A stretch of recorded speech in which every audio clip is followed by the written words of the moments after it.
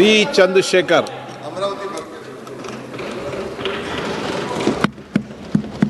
आपकी लोकसभा भी अमरावती है ना? ये लोकसभा अमरावती है। Sir, today I would like to speak in Telugu, sir, my native language, because this is a historic and an emotional moment for all of Andhra Pradesh, sir. సభాధ్యక్షులకు సహచర సభ్యులకు ఈ ప్రత్యక్ష కార్యక్రమాన్ని ఉత్కంఠంతో ఉద్విగ్నంతో వీక్షిస్తున్నటువంటి అశేష తెలుగు ప్రజానీకానికి మా అమరావతి ఆత్మ బంధువులకు నా హృదయపూర్వక నమస్కారాలు.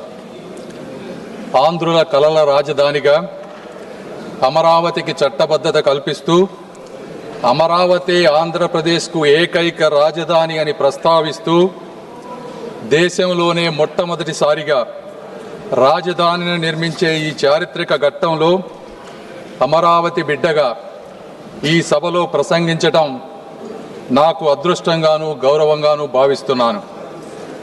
ముందుగా తరతరాలుగా సాగు చేస్తున్న భూమిని రాజధాని నిర్మాణం కోసం త్యాగం చేసిన రైతన్నలకు, వందలాది రోజుల దీక్షతో శాంతియుత ఉద్యమం చేసిన మహిళామ తల్లులకు హృదయపూర్వక కృతజ్ఞతలు తెలియజేస్తా ఉన్నాను.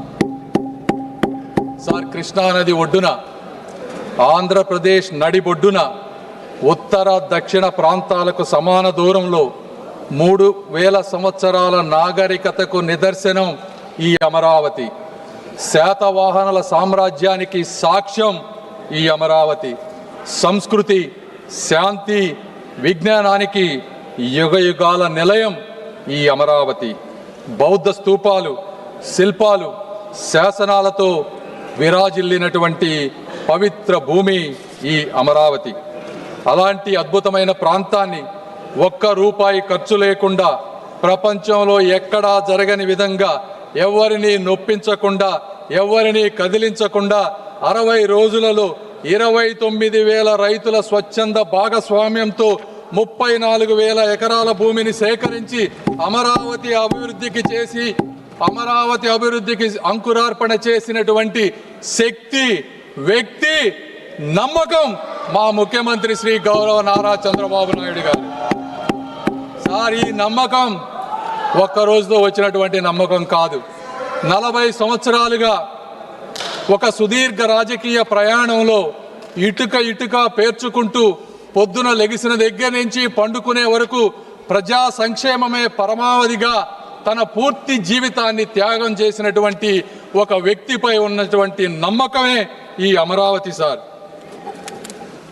ఆ వ్యక్తిని నమ్మి, రాష్ట్ర హామీని నమ్మి ప్రపంచ స్థాయి రాజధాని వస్తుందని తమ పూర్వీకుల జీవనాధారాన్ని అక్కడ రైతులు వదులుకున్నారు. సార్, 2019 ఆంధ్రప్రదేశ్ జరిగినటువంటి సార్వత్రిక ఎన్నికల్లో ఆ రోజు ఉన్నటువంటి జగన్మోహన్ రెడ్డి గారు పాదయాత్ర చేసి ఊరు తిరిగి